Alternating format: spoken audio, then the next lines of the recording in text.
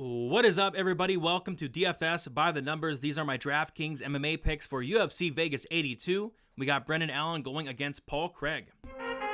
I need all the wins, yeah. All that and all that is. You better move, you might get knocked out. Knocked out. You better move, you might get knocked out. Knocked out. You better move, you might get knocked out. Knocked out. And we are back talking some DraftKings this week. We are back in the Apex for UFC Vegas 82. We got a 14-fight card. Sorry for the late release. We had two new short notice replacements. Usually we have one at like the max, but no, we had two this week.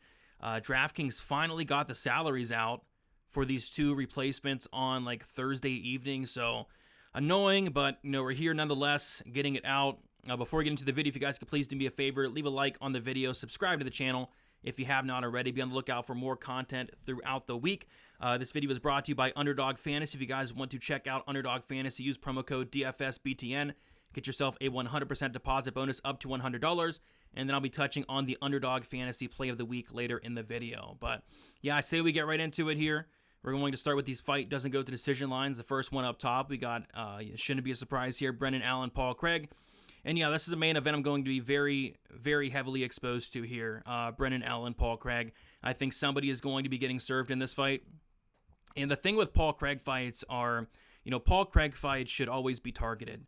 I mean, either Paul Craig goes up there and he pulls off a tremendous upset and he breaks the slate, or Paul Craig goes out there and gets completely destroyed and gets finished. I mean, it really doesn't happen any other way. So I think this fight as a whole is going to score good. Like the winner is going to score very good in this fight. Obviously, I do like Brennan Allen to win this fight, but Paul Craig's a guy that can never, ever, ever be counted out. So, yeah, going to be, I'm not going to say like split on this fight. I'm going to have my fair share of Allen, but I think Paul Craig's a great pump play this week. Next, we got Chris Duncan going against Dennis Tuoluen. This is one of the short notice replacements here. And Dennis Tuoluen, he is coming in here on a couple of days' notice, which I really hate this fight for Dennis, to be honest. And I think Duncan's getting a much easier matchup. And this is probably the most interesting play on the slate in Duncan. So his salary is $8,500, right? He was supposed to take on Cesar Almeida, and Almeida had to pull out, and in steps Dennis Tuoluen. Now we got Duncan as a minus 400 favorite at $8,500. He's going to be probably the most popular play on the slate, but rightfully so. I not only like Duncan to win this fight, but I think he finishes this fight, and I think he scores very well. As far as Dennis, I don't really see myself touching him. So kind of a one-sided fight for me, but I think Duncan gets it done. Next, we got Lucas Alexander going against Sergi. Yeah, solid fight to target here, I suppose. The one thing that concerns me here with Lucas Alexander is he is expensive. He's $9,300. If he doesn't finish this fight early, he might bust here because he's not going to grapple. I think he could get a knockout here. I think that's live, but I think it might happen like late attritional knockout. So that is a steep price tag. And then as far as Sergi, he's not like the worst pump play in the world. You got Craig down there, but Sergi 6,900. This guy I think has a 100% finish rate. He hits hard and he's a big dog. I don't hate some shots on Sergi, but yeah, I guess the Alexander at that price kind of does scare me a tad. And then we got Peyton Talbot going against Nick Aguirre. This is another great fight to target. I'm more so on the Talbot side. I think Talbot has a ton of upside here, but Nick Aguirre at 6,700. If he wins, I think it's a first-round sub, but I mean, Talbot I think has probably the most upside on the slate. This guy's volume is incredible, and I think he's live for a late finish there. Speaking of Talbot, he is my number one core play this week, 9,500. His takedown defense checked out in his Contender Series fight against Reyes Cortez, a guy with a wrestling background. Nick Aguirre, kind of the same thing, has a wrestling background. I think Aguirre might be a BJJ black belt. He's a good grappler, but yeah, Talbot showed good takedown defense, but even more impressively, like the get-up game of Talbot. So if Aguirre does take down Talbot, I mean, Talbot's going to pop right back up, and that's only going to be taxing on, the cardio of Nick Aguirre. And then on the feet, it's not even close. It's not even competitive. Talbot throws so much volume, and he has sneaky power, and he breaks guys. And I think Talbot has some of the best upside on the entire slate, and I think he's live for a second or third round finish here. 9,500, expensive, but sign me up. Next, we got Christian Leroy Duncan, 8,500. We talked about him. He's a must-play now. Going against Dennis Tuoluen. Like I said, he was supposed to fight somebody else, Cesar Almeida. Almeida pulls out, and they could have brought him anybody else, but no, they brought him probably the easiest matchup they could possibly find, and Dennis Tuoluen. Dennis Tuoluen, no striking defense, no ground game. I think Duncan either knocks him out or takes him down and subs him, and 8,500 I think is a very good play this week. he's going to probably be the highest owned, but rightfully so. Next, we got Chase Hooper, 8,800. Chase Hooper, in his wins, is just a DraftKings animal, and a lot of people are actually on Jordan Levitt this week, but if Chase Hooper gets this fight done, I mean, the pace he's been putting in some of these fights is incredible.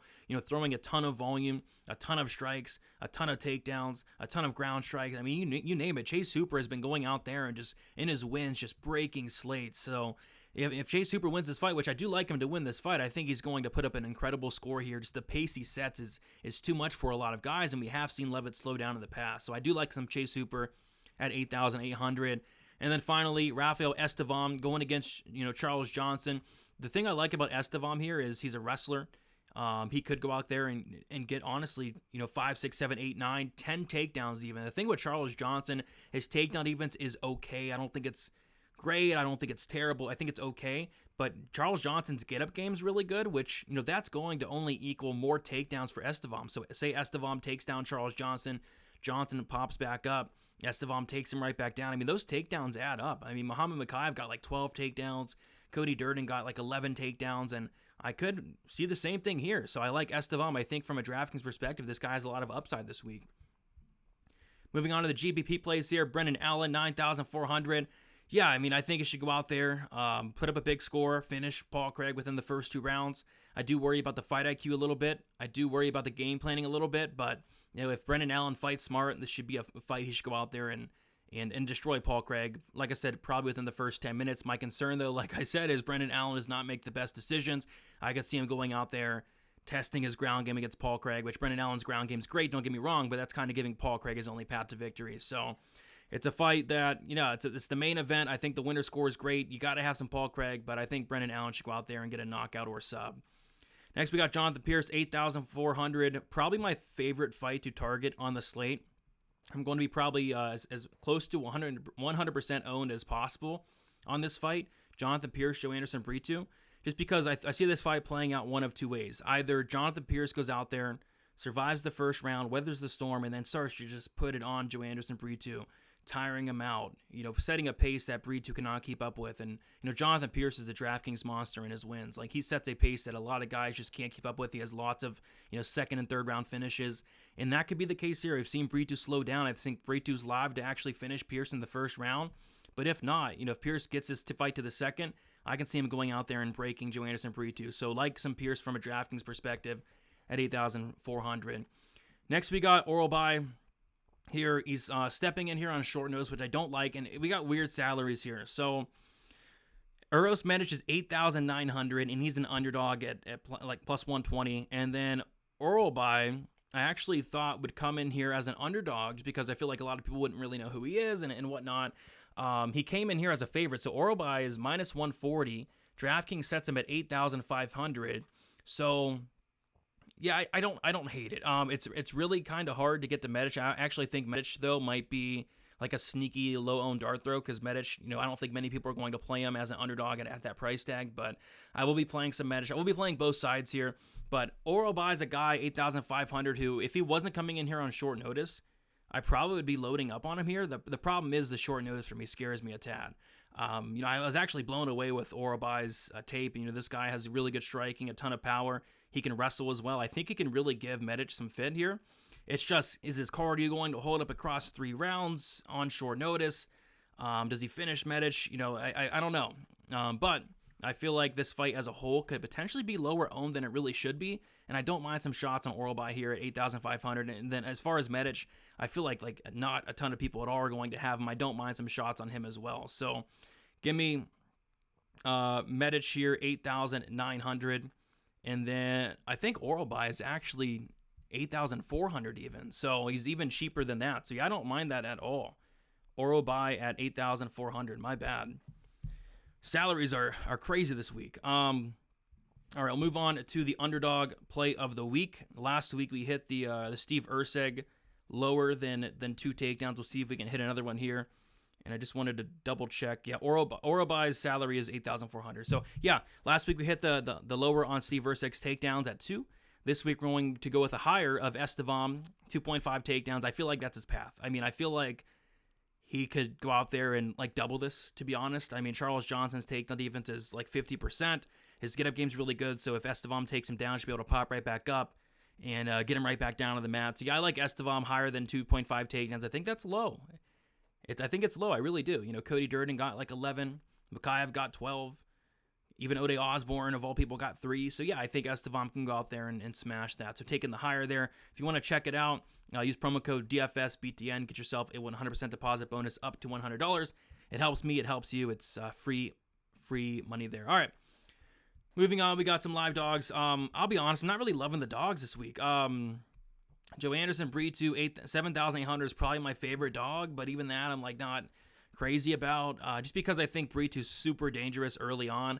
He has knockout power. He has a submission game. Jonathan Pierce blocks punches with his face. Jonathan Pierce puts himself into bad spots on the mat. So yeah, Breed 2, if he wins this fight, I think it's a first round knockout or sub. It's just if this fight does get extended, I think he's in trouble. So, but we're aiming for that first round upside here.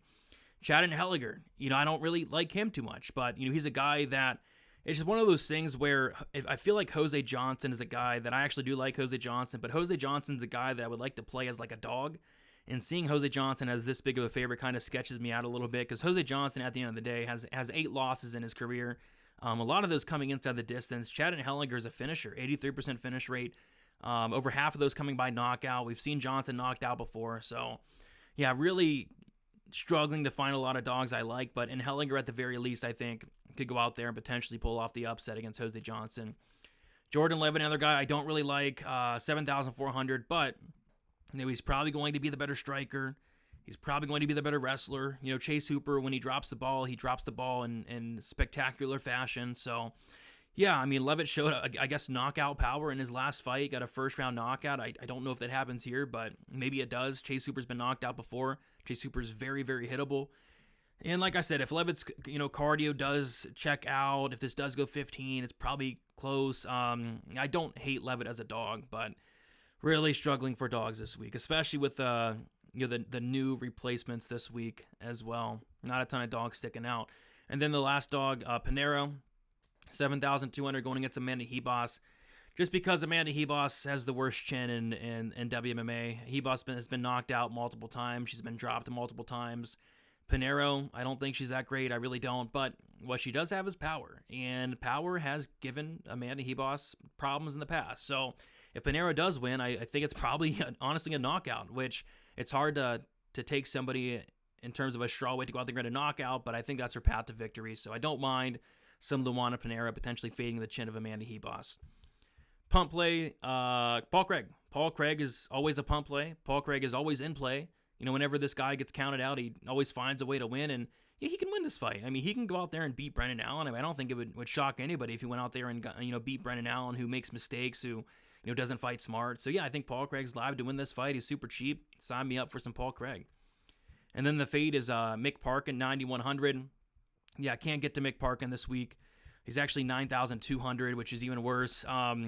Yeah, this is a guy that showed zero finishing instinct in his last fight. I see this fight going the distance. I think he kind of sticks on the outside. I think he's a better striker. I think he wins the fight, but I think this fight's kind of a boring, sloppy, heavyweight decision there. So I'm going to be fading Mick Parkin. There you guys have it. Thank you so much for watching. If you guys could, leave a like on your way out. Subscribe to the channel. Sorry for the late release.